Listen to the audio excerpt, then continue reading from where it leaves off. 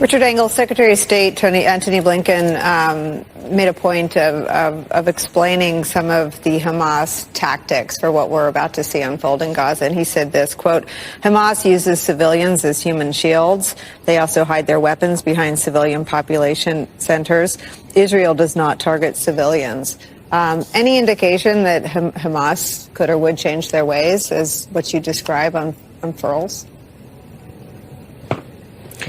Well, Hamas certainly does use human shields. It has just taken hostages, and it is holding those hostages, and those hostages are both pawns to trade, and they are human shields. When Israel describes human shields in Gaza, they mean that Hamas hides among the population and has some of its command centers allegedly under hospitals or under apartment buildings, and Hamas certainly does do that. Some of it is by constraints because it lives in they operate in a small, densely populated area, and some of it is for their own protection. No, I would not anticipate that they're going to change their tactics now and suddenly come out into the open. We also hear drones over the sky. This area is intensely watched. If Hamas gunmen suddenly started to move in formations and move around in open areas in Gaza, I think they would be targeted quite quickly. So will Hamas change its tactics? Hamas thinks its tactics are effective. If you listen to the Hamas propaganda, and Hamas has been putting out a lot of statements, they say that what they did was legitimate. There was just a Hamas statement in English a short while ago in which they claimed that they didn't hurt any civilians. They claimed that they have been kind to the hostages. They insulted President Biden. A lot of what you would normally expect from Hamas, but there was no indication that they're going to change their tactics. They think what they're doing is right and justified and effective, and they have said that they're preparing for the Israeli potentially imminent ground invasion. 12 October, year of our Lord 2023. I want to thank Memphis. We're going to get back to that. And in this hour, I want to make sure we break this down. Hamas is just an arm of the Muslim Brotherhood. People like Seba, myself, and others have been fighting this fight for, over a decade. I know it's like kind of new to other people, and we really have to break down what's happening. As Seb said in the previous hour, the single hardest thing we try to get going, initiative that we got the least traction on, and this was the team that moved the embassy to Jerusalem, which was historic. I wanted to do it on day one. It didn't. It took place later. But that was a lift. Muslim Brotherhood, we got no lift at all. And quite frankly, if you think the CCP has infiltrated the U.S. government, which it has, and also Wall Street that it has, there is quite an issue with the Muslim Brotherhood. And of course, they say, they just run schools, they just run hospitals like Hamas. It's much deeper than that. And this is why I'm saying our support for Israel, they're an ally, but all support for allies have to be conditional. There's a story out today with General Austin saying the shipping of ammunition is unconditional. This is a very volatile situation. Last night, in fact, we'll play it later in this hour, one of the guys I think is one of the best scholars of this, lives now in Boston. I think he teaches at Harvard or MIT, was last night, talked about when the U.S. makes these statements in the global South. A lot of times they just laugh at this, said, you're nothing but bluster. And he made a very brutal comment. He says, not only does America not really understand diplomacy for the global South, remember, global South is kind of this de-dollarization movement of the people that feel they have the resources in the West, particularly Western Europe, the United States, and their, allies like Israel, Singapore, Korea, Japan, have essentially just have currency, and they have paper money and they have resources. And his comment was brutal. He says, look, if you look at recent history, last 20 or 30 years, they don't believe that you understand the diplomacy of the global South, and more importantly, they don't think you can win wars in the global South. This is what 20 years of in Iraq and Afghanistan without winning, and that's why we started the hour. In fact, if we can get Memphis to make sure they have that, of George Bush, 48 hours. I mean, there was still smoke coming up in 9/11, and that clown goes and says Islam's a religion of peace. mean, people are actually shocked. This is the same guy that lied to the American people and jury-rigged it so that we go on a war of our choice, a war of choice into Iraq. And here's where we are. That's why we have to be very, very careful. And this audience, are the stability factor. They're all saying you're agents of chaos and so much is happening. And my phone's blown up now, one tweet after the other of people saying, oh my gosh, it's chaos up there and we have to get a speaker right away because we have to jump in and give a resolution on Israel. You're the stability. You're the absolute rock and stability in this country right now. Always remember that. I want to bring in Michael Seifert. Michael, one of the things that our audience is most focused on, and you've become kind of a hero to this audience, is what we refer to here as the Patriot economy.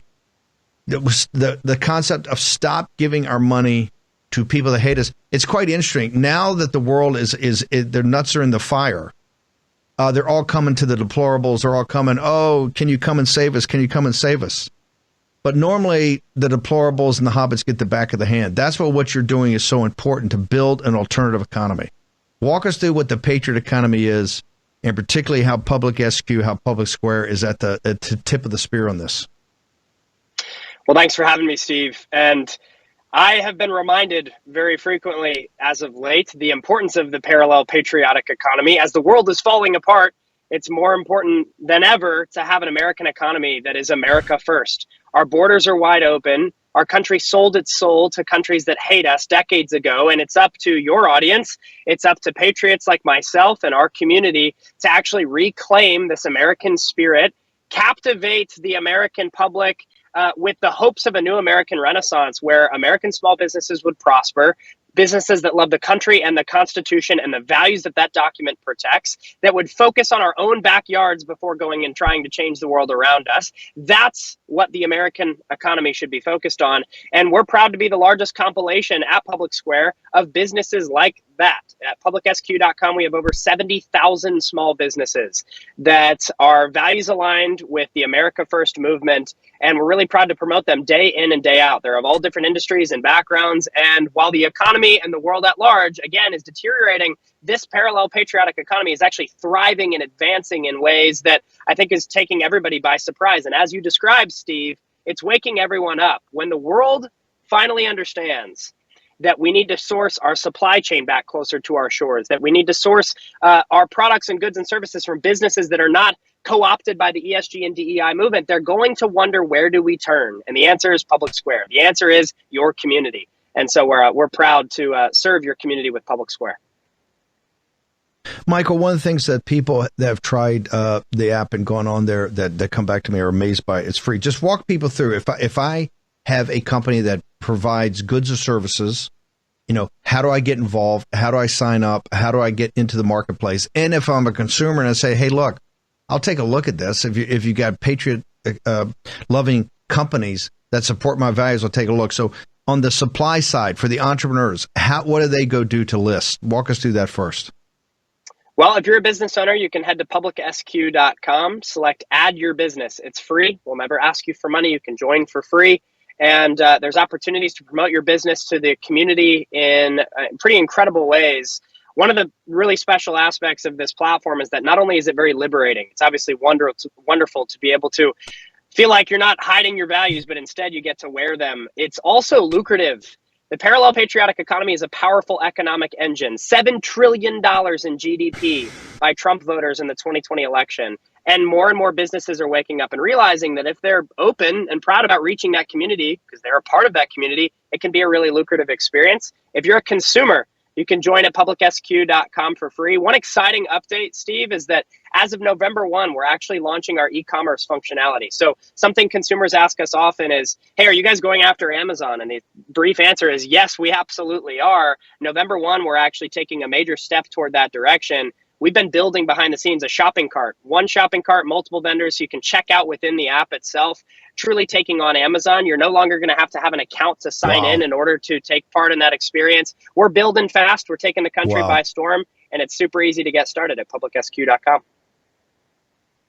Is that where people go? They go to publicsq right now and just check it out.com? You got it, Steve. That's exactly Seifert, right. You've done you've done a great service, not just the America First movement, but you've done a great service to the country. So we'll make sure that. And 1 November is going to be the launch of the shopping cart where we go up against Amazon. That's Amazing. Exactly right. We can't wait. Michael Seifert, thank you so much. Thank you for launching the company, nurturing it, getting it public, and now making sure that it works for everybody. The American Patriots, as Michael said, it's a $7 trillion. If you just take the folks that voted for Trump, if you just want to say, hey, look, what I want to do is give my money to people that don't hate me or hate my values, that's a $7 trillion economy. Michael Seifert, thank you so much. See, that's uncloudy sky right there. Thank you, brother. Public SQ, publicsquare.com. Just go check it out. Here's what's so powerful about it is that it is it's free. It's totally free. If you wanna get your company listed, one of the 70,000 companies are listed, or if you want to go on and say, look, I'll take a shot at this. I'll see if I can support companies that support my value. It's all free. Just go to the site, download it, get up on it, check it out. We've had literally tens of thousands of War Posse members do this, and I've gotten tremendous feedback on it. So let's do it. Okay, what's the number one priority? Stop the invasion of the southern border. If people are not talking about stopping the invasion or the coming mass deportation of these illegal alien invaders, then they don't have the country's interests first.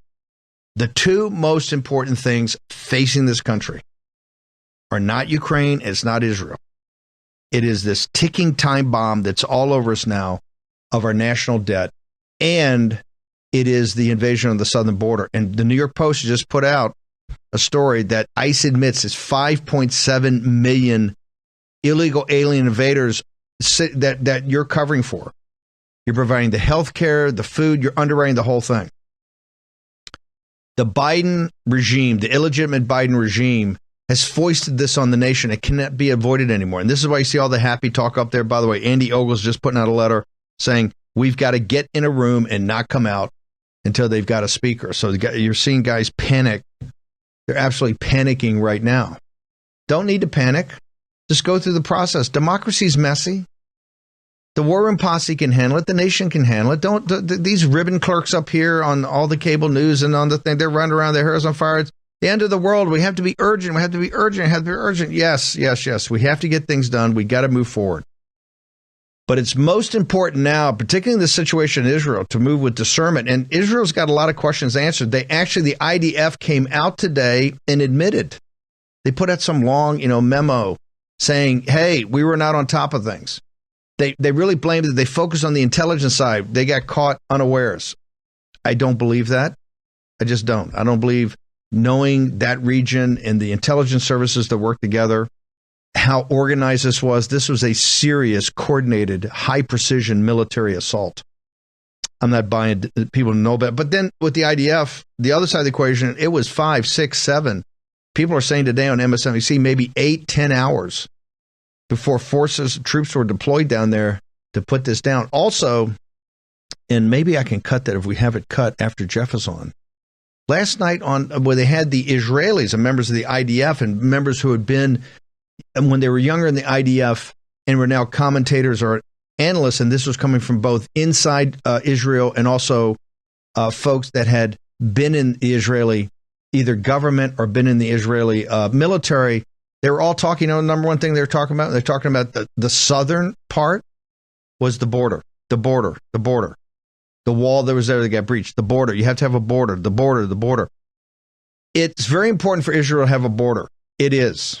In fact, the people that worked on that wall, the company that worked on the wall was an advisor to us at We Build the Wall. They're one of the first companies we reached out to because they built such an incredible barrier down there on the southern border of Israel and then also over in the Sinai. So quite extraordinary. But everybody was focused on the border. They never talk about it here. You don't see the people on Capitol Hill when they're talking about speaker. Nobody says the border. They're talking about we must get a speaker immediately because we have to put out a resolution about Israel. We must get a speaker immediately because we must get supplementals. We must get supplementals for Ukraine and Israel immediately. What we have to do immediately is work our way through and make sure that we get a speaker that's going to be committed to massively cutting spend, putting America first, and solving this problem immediately on the southern border about the invasion of our country, and start the process of putting money up or cutting other money off or shutting down the government unless we commence the mass deportations that are in front of us. And if you think there have been some bad days in Israel over the last 4 or 5 days, you wait till we start the mass deportations here in this country. Just wait for it. And wait for all these, all the ADL that's now saying, oh, you got to put money into Israel, you got to defend Israel, you got to do this, you got to do that, you got to do that. And if you don't, you're with Hamas. You wait till those same guys, Southern Poverty Law Center, ADL, all of them. You wait till the mass deportations take place in this country. You wait for it. Just wait for it. They're going into Gaza. They're going to go into Gaza tomorrow. MSNBC saying about it. They're going to go into one of the most condensed urban areas in the world. It's twice the size of Washington, D.C., the district itself, not Northern Virginia and in the Maryland suburbs, just the district. The district has roughly, 700,000 people. Gaza has over 2 million. And if you've seen Gaza, it looks like, it's all these, mid-rises, 10, 20 stories high, packed. The places, President Trump had a term for places like that. You're going into urban combat with the IDF sometime in the next day or two of what they're saying. This is what MSC is saying. They're prepped and ready to go. We've seen all the footage of the tanks and the equipment. So, and they're going to remove Hamas. Well, and all they're doing is cheerleading. Oh yeah. So what are they going to have our back? Or they're going to have our back when we have to remove the folks here in the United States of America? Is that the deal? We got that deal? Is that a deal we got? I don't think we do. I don't think we do. And we don't. Let's have a serious conversation about this. I want to bring in Jeff Rainforth now. Jeff is an investigative reporter, worked with him for years. Jeff, your photos yesterday, your images yesterday were absolutely shocking about the invasions going on the border. First off, you've gone to some pretty tough locations. You were there at Hong Kong in the riots. Yep. when the CCP was shutting down Hong Kong. You've been in some pretty tough places. Give me your assessment of, and you were there with We Build the Wall, We Built the Wall, all of it. Tell me your assessment of the U.S. border today and what is happening, sir. It's 1,000 times worse than it was when we started with We Built the Wall. I remember when we built the wall in that was Sunland Park, New Mexico, there was about, in that one area, there was about 700 coming across a week. Now we're talking, when I was in Yuma on my last tour, in Yuma alone, one spot, it was 800 a night. And I showed you some of those photos and the videos. It was just epic, unreal photos.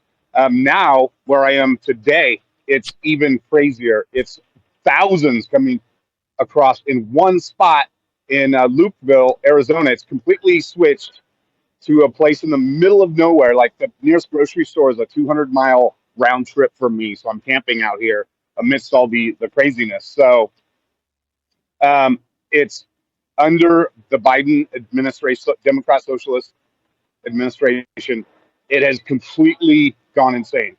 And it's getting worse from what I hear from Michael Yon in the Daring Gap. Now, Daring Gap, Michael, we're trying to get Michael, hopefully, and Ann up in the next day or two. I want to go, this footage that's showing is mind-blowing. Walk our audience through. You've got daytime footage, you got nighttime footage. What are we actually seeing? Tell me, describe to our audience, in particular, this is why podcast and radio audience, you have to go to warroom.org. Mo, Grace, Jane Zirkle, we put up basically a newsletter every day. We have video, but you get to see the visuals. You must see the visuals. If you hear us on audio, either podcast, or if you hear us on the radio, in the John Fredericks Radio Network and the other independent stations we're on, you must see, because then you get the work of the Jeff Rainforths in the world and the Michael Yons and this footage and Berquam and others. It's absolutely stunning. What are we watching? What are we looking at? Okay, so this was last night. This was day 2 since I got here, and I was tipped off that there would be a large group coming over. And it was getting late at night. Prior night, it was around sunset that I got the amazing shots of just thousands coming over. This time, it started with a bunch of people from Africa, more from Senegal, who were that I showed you in the first time I was on. Those were the first people from Africa that I saw here, and there's tons of them coming over. I looked up Senegal. Apparently, it's just there's a lot of migration going from some West African countries and African countries up into Europe, and it's spilling over into the United States. There's some unrest going over in that country because of a leader who's they think is corrupt or whatever, but nothing major. Like it's been going on for the last 10 years apparently, but we're just seeing it now in massive amounts. So what you saw in the beginning of that was, I think I walked up and against the wall were the people from Africa. They separate them from the people from South America, South and Central America. For I don't know why. You know, there's some administrative reason to do that. And the people from Africa are there the longest. But I don't know. They're cutting the wall with power cutting tools now. That's what I was told last night by the Border Patrol. I know I told you, last night also that the floodgates were left open on the border wall were left open by DHS. The top leaders of DHS left the floodgates on the wall in the sector open on purpose, which allowed for hundreds or tens of thousands to get through a week. And I just read if the New York Post was the one who reported that. I told you that yesterday. And apparently they've shut them now. I actually saw some. I got some film of some right over. I'm going to show you. Like the border wall is right behind me here over that hill. I'm not sure if you can see it. I can barely see my screen. But so now what they're doing is the cartel coyotes, whatever, they're cutting through the wall, the big wall, the bollard sections that we put up, even bigger than what we put up, with I'm not sure what kind of metal cutting tools they're using, but the Border Patrol agent, it's, you know, it's basic commercial stuff you can get like any hardware store, and they're cutting through it and letting people through right now, and that's how they're getting this thousands a night right now, and so that's what was happening last night. And they're coming from, we had some Middle Easterners coming over last night also. I got that on film, the Border Patrol calling it out. Well, we're hearing Southern Arizona is becoming a new place for Syrians and for other refugees from the area. Let me ask you, Senegal is 96.6% Muslim. Mauritania is 100% Muslim. Is there any, and if you see, as we go through the B-roll, if you see the daytime shots, these are military-age men. In fact, I commented yesterday, I think, that when I saw it, it was like my nephew who just recently got out of the Army, when he would be there with his buddies like that. These are military-age men, and they look like they got the camaraderie of people. I mean, they don't look starving. They don't look beaten down. They don't look for. They look like soldiers who are getting ready for a weekend of liberty. I mean, this is so obvious what's happening. Is any screening going on ever for a country like Senegal that's 96.6% Muslim? Is any screening going on whatsoever that you see about stopping the radical jihadis from coming in? The same for anybody who comes over. It's just they process them. Sometimes they'll take out like a photo with a cell phone on it. That was in Yuma. I haven't seen it here where they take it's like biometrics or whatever. I saw it in Yuma. I haven't seen it here whatsoever. I think they're just overwhelmed because there's so many people coming across, illegal aliens coming across. They have to call up so many agents from differing sectors. It's crazy because this was so quiet. It's so in the middle of nowhere. There's nothing near it. And it just exploded. And so there's agents coming in from all across wherever the Border Patrol has agents because they need help so much. So I think it's probably just they're overwhelmed. And they told me last night that also, because there's so many coming through, they're unable to go take out the fentanyl traffickers, etc., drug traffickers. And they're at their wits' end. So there's a different story. Jeff, with the agents on the ground. Yeah, if you can just hang on for a second, because I want to spend more time with this when we get back. This, ladies and gentlemen, is the number one priority of this nation. I don't care. Anybody else that says anything else, no. It's here. It's here. We can be supportive of Israel. Israel's got to defend itself. It's got to strike back, and it should strike back hard. Okay? And we will support them conditionally. If this thing gets into killing a lot of civilians, if this gets into, people that want to do bombing raids on civilian targets, you got to draw a line. Now, they've committed to work inside the rules of the laws of war. Although you remember, when we first started to taking the fight to the Muslim nations back in the early 2000s, they were on our troops nonstop. Just remember that. They were on our troops nonstop because we were the great demon. We're going to take a short break. This is the number one priority in our nation right now, is to stop the invasion of the southern border. Look at this. Every night it's the same thing. And Biden, they're just going to give you happy talk. They tell, the border's closed. Now they want to sit down there and slap a little wire down there and say they're building border wall, because they understand this is not playing with the American people. A nation that can't stand up and secure their border is going to be something that's not going to be a nation. Listen to the Israelis talking about defending their country. All night long, it's talking about borders, borders, borders. Short commercial break. Back in the War Room in a moment.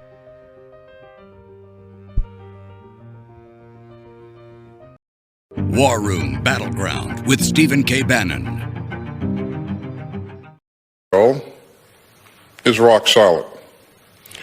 We're working urgently to get Israel what it needs to defend itself, and we will do so even as we continue to support the people of Ukraine as they fight against Russian aggression. Make no mistake, we can and will stand by Israel even as we stand by Ukraine. The United States can walk and chew gum at the same time.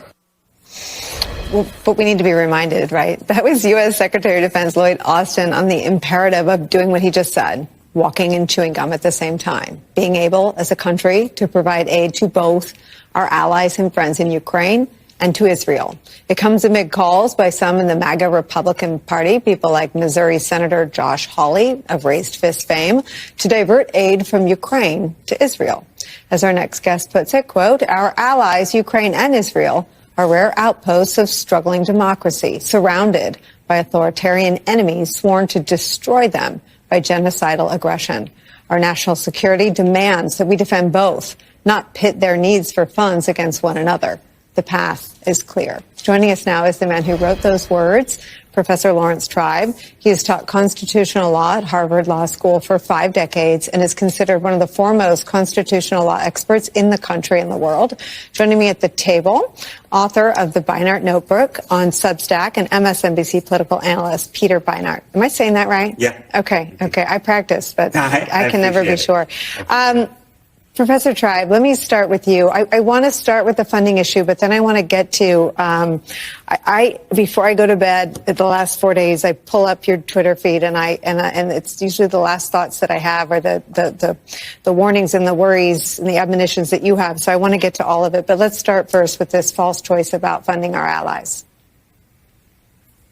Well, it's humbling to know that my thoughts are the ones that you look at. I'm afraid that you won't have. I should be watching Netflix, but I'm looking at your tweets instead. Here, talk to us about this. You've written extensively about the threat of no labels, about what it means for 2024. Put this into context for us. Why does no labels mean a Trump victory? Well, thank you very much, Emily. I know you're all day that Donald Trump represents the greatest threat to democracy since before the Civil War, so I'm not going to talk about that. But what that does mean is that democracy is on the ballot in 2024. And for that reason, for me, my single biggest priority is to make sure that Donald Trump is defeated. In an ordinary year with 2 relatively unpopular major party candidates, a third party candidate may make sense. But 2024 is not an ordinary year because a third party candidate, and especially a candidate. President Trump's up by 9 points. This is Emerson. This is not Richard Barris. This is not Trafalgar. This is Emerson. Trump up by 9 in the Keystone State. Up by 9. Biden's at 36. Biden's seen a ceiling in the 30s, the high 30s in a lot of places. That's where they panicked. That's New York City. They had a 2-day conference on stopping Trump. They're in full panic mode. Remember, this is the Donald Trump who's the greatest, what do you say, the greatest threat to democracy since before the Civil War. Now, hang on for a second. Let me think about this. Israel was at peace, right? We moved the embassy to Jerusalem. Nothing happened. Total crickets. And they had told us internally, they're going to have 5,000 hostages. You're going to have an explosion. Hamas is going to go. Hezbollah is going to attack. Nothing. Crickets. Because of Donald J. Trump.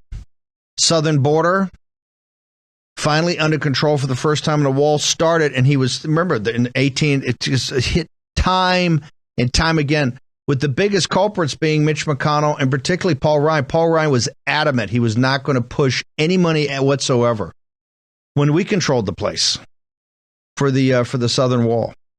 That's what Trump was up against, and still got control of it by hook and crook. We also did the travel ban in the first couple of weeks of the administration. Remember that? Oh my God, they're shutting down the airports. It was terrible. They're pulling their hair out. It's unconstitutional. These people are lawless.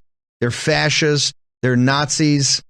Only upheld by the Supreme Court of the United States of America. And if memory serves me correctly, now let me think about this for a second. Memory serves me correctly. That's right. No terror attacks the entire time, 4 years of President Trump's administration. No terror attacks. No radical jihadis. No radical jihadis. None. Interesting. That was Donald Trump. That was the 45th president of the United States. Now they're calling him the most, biggest threat to democracy since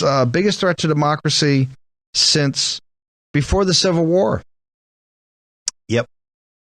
That's what they're saying. Park City, Utah. It's Mitt Romney, and it's the hack, Paul Ryan. That's it's not in our DNA to accept Trump as a Republican nominee. So they've already said they're going to work against him to stop him getting to the White House. You've got the Stop Trump conference of New York swells. I think some of those folks are a little more nervous this week than they were last week. And remembering what President Trump did for the state of Israel and, quite frankly, for the Jewish community in the United States of America, for their safety and protection and their well-being as American citizens. Next week, it's Glenn Youngkin. They're going to have so many billionaires there. This is really they're bringing the heavy guns in because Youngkin, he's the great white hope. He's the great pencil neck hope, right? If he takes the Senate in Virginia in these kind of off-year elections, they're going to say, oh, my gosh, this is a guy can bring in suburban moms. You know, he wears khaki pants. He wears a vest. He's a guy who looks like he wanted a barbecue next door. Well, a guy that the barbecue next door is not the hammer you need to do what has to be done in this country. That would be Donald J. Trump. And people know that. And that's why the hate is coming out like you've never seen before. Jeff, you made a comment. I'm going to go back to Jeff Rainforth, investigative reporters down the southern border, has had amazing images in Lukeville. Before I go to specifically about Lukeville, you made a comment that sent a chill down for me.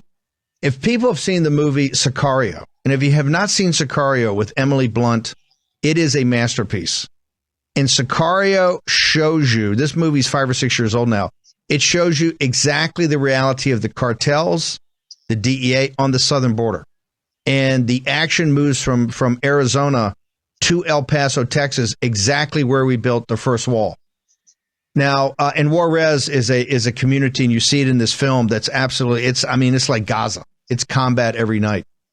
Jeff, you said something at the beginning of this that sent a chill down my spine. You said, Steve, because Jeff was with us back when we built the wall back in 19. You said, Steve, it is 10 times worse today than it was then. And brother, it was so overwhelming then. What do you mean by that? In the sheer amounts of how many people are crossing illegally, that from what I see, because I'm like on the ground for the last year and a half, I've been on the border filming, and it's just how many are coming across. And now, especially under the Biden administration, with them basically letting it happen, as opposed to when Trump was here and he got the Mexican government to get their military on the ground, which I saw personally and I've interacted with when I'm over in El Paso area near our wall.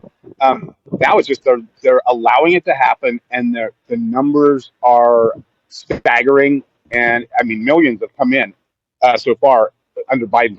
What is it, like 7 million now or something like that?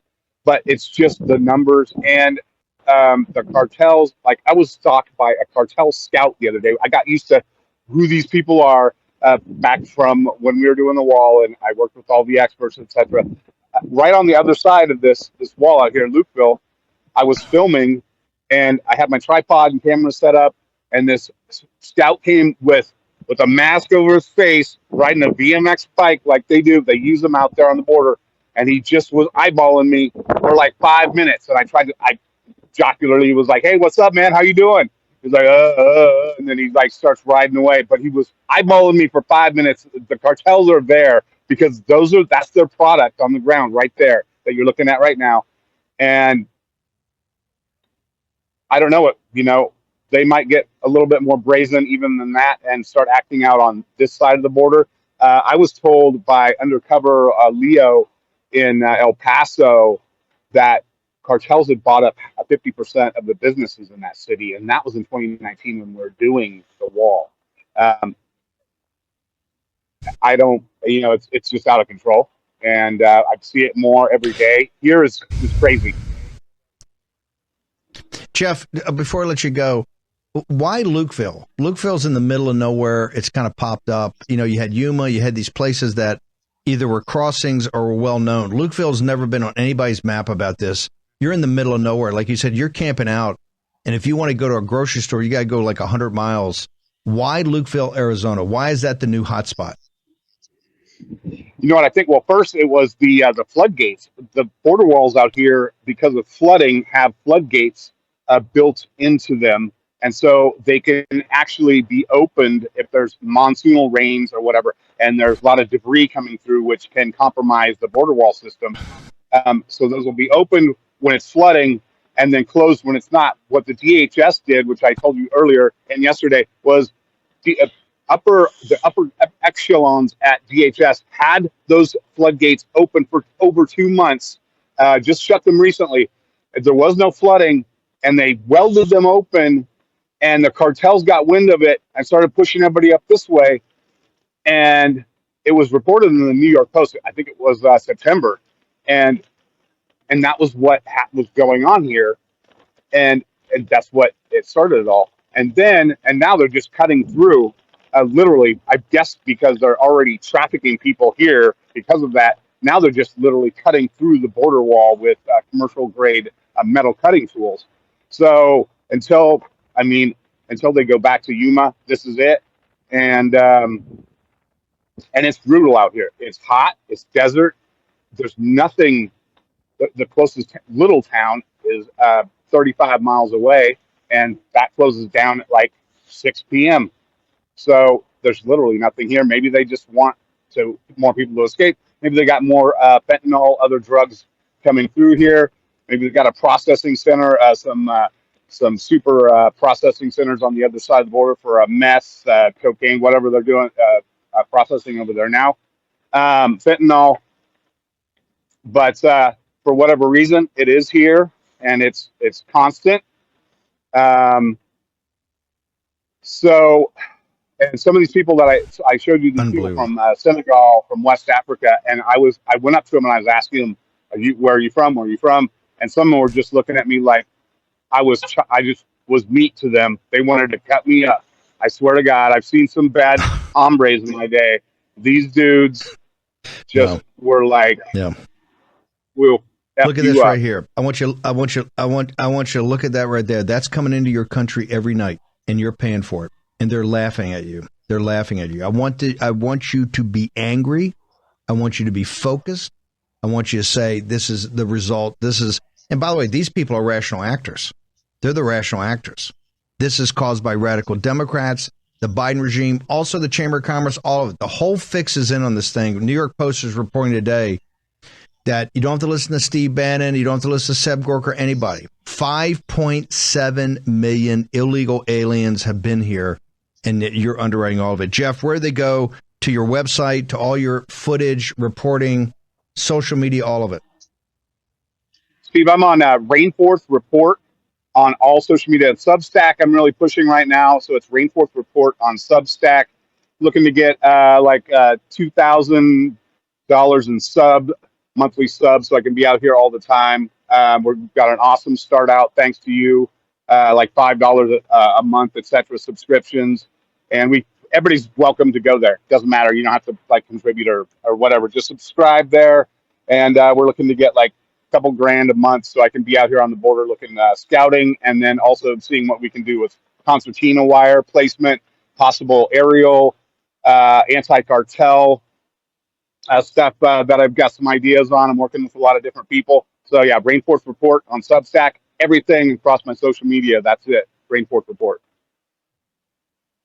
Jeff, thank you. We'll make sure we drive a lot of traffic over there. Thank you so much. Great reporting as usual. Stay safe. Awesome. Thank you, brother. You know, when we bring in Jan and Ann Vandersteel and Oscar Blue Ramirez, Ben Birkbaum, Jeff. I mean, these people they are very tough. The parts they go to in this world are incredible. I mean, and it's dangerous. He says, look, and these guys have been in a lot of bad jams before. When a guy like Jeff's sitting there saying, hey, the guys were giving me stink eye, that's, you should write that down. This is unacceptable. Number one priority. If we can't stop the invasion of your country, you don't have a country. Might as well just throw it in. There's a lot going on right now. I want to turn back to the whole situation up on Capitol Hill. Scalise is not getting traction. He's starting to get stink eye. And people are saying, you got to be able to show us a path of how you're going to get to 217 because you're 30 and you're actually decreasing. That's being hammered out right now behind closed doors. I think this thing's going to explode tonight, and we'll see. But let's go. I think we got a clip from McCarthy. Let's go ahead and play that. Said in there, I don't think the Lord Jesus himself could get 217. No, there's some validity to that thing. There's 217. We're very broken.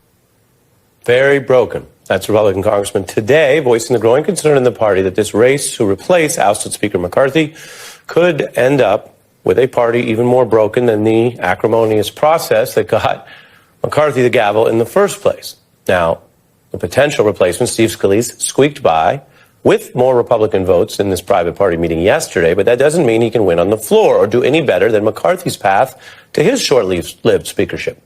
And the news tonight is that while Scalise has been trying to project a kind of inevitability, and they were talking about a floor vote, there are actually signs that he can't close. That scheduled or discussed vote has now been delayed. One internal critic says Scalise is not unifying the GOP conference, and no one knows when the vote is coming.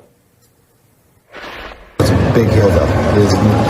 He told a lot of people he's going to be at 150, and he wasn't there. We need to elect a speaker. I wish we were not in this situation. Well, it's pretty obvious Steve Scalise doesn't have the votes. If we're here till Sunday, Monday, Tuesday next week, and we don't have some, we got to come up with another option here. We're joined by co-founder Punchbowl News reporter Anna Palmer. Welcome. This is a big story, and it raises the question, is this a McCarthy hardliner thing? Is this a Scalise thing? Or is this just the state of this GOP caucus? It's a good question. I think it really showcases how dysfunctional the Republican Party is right now. We've had years of just dissatisfaction with the Republican leadership, McCarthy being the most recent, but of course there was Paul Ryan, there was John Boehner before both of them, and now they've ousted McCarthy, but clearly these races are all about momentum, and Steve Scalise does not have the momentum. Unclear if he's ever going to be able to get there. The numbers are really pretty stark when you look at he's actually has less support today than he did yesterday. And how do you measure that? You know that he was at that number to be in a bare majority and then public defections? Yeah, there's been some public defections. He's also had some meetings with different factions of the conference, and nobody has come out saying, all right, we're going to actually move our support behind Scalise. I think that's the big thing here. It's not as if he just has to deal with the most conservative Republicans not being for him. There's also the moderates that aren't for him. There's a bunch of people within this conference that aren't for him, more than 100 people. That's a lot of folks that you're going to have to convince, and the fact that he's had multiple meetings, and it's not as if the momentum is moving in that direction. Yeah. Okay, stay up with me on Getter throughout the night. There's a lot going on. There's a lot of action. You are having a massive impact. Did you hear what she said? And she's the co-founder of Punchbowl. And these guys do a great job up on Capitol Hill. It's kind of the head count. She said he's going in reverse. He's actually losing more. People have flipped like Anna Paulina Luna. That's because of you. You have manned the phones a day, and you've broken the second speaker in a row. Because Scalise, there's no momentum for Scalise all. That I think will end up tonight or tomorrow morning. Programming note, and I didn't get to this earlier on the earlier show. 7 o'clock, as soon as we go here, we're going to play the Carrie Lake. She's got a new podcast. She's running for Senate, but this is something she's been working on. I think she has Eric Trump tonight, an amazing interview. And then at 8, Lara Logan has the new installment on her, on the series she's doing on J6. You're not going to want to miss this. Lara Logan, we're going to play both of these up on our Getter channels over the weekend, but first shot tonight, you got Carrie Lake at 7 as soon as we get off here. So just stick around on Getter. I think Grace and Moa put it up on Rumble also. Then at 8 o'clock Eastern Daylight Time, you're going to have Lara Logan. I will be up on Getter putting up analysis and commentary throughout the evening. As soon as we get some breaking news on Scalise, I know they're going to go to Jordan next. We'll get into it. I want to thank the team at Birch Gold. Look, if you think it's turbulent right now, you ain't seen nothing yet. We're really going to go into it now. We're really going to go into it. The world's on fire. And unfortunately, the number one place is on fire is in Israel right now. Also, this invasion on our southern border and what's happening in our country. Just so you see what's happening in Gaza, you just think down the range, folks. We start removing 6 to 8 million illegal alien invaders out of this country. Think what that's going to be and see who has our back. Remember, all the masks are coming off. Go to birchgold.com/Bannon right now. You get the whole thing. You get the intellectual part of it and the end of the dollar empire, and you get the practical part of it. When you talk to Philip Patrick and the team and say, hey, look, talk to me about gold. Also want to thank the team over at Jace Medical. We're trying to get you ahead of any emergencies. JaceMedical.com. Go check it out right today. Make sure you don't get caught. Like, unfortunately, people in Maui got caught with that emergency. Don't get caught, particularly if something happens. Remember, tomorrow's a global day of jihad put out by Hamas and the Muslim Brotherhood. Look for what's going to happen in Paris, Brussels, and London. Also here in the United States. We're going to be here. Hopefully I get Raheem on. We got an incredible show tomorrow morning already lined up. Stick around. 7 Carrie Lake, 8 o'clock Lara Logan. I'll be up all night. See you back here live 10 o'clock tomorrow morning.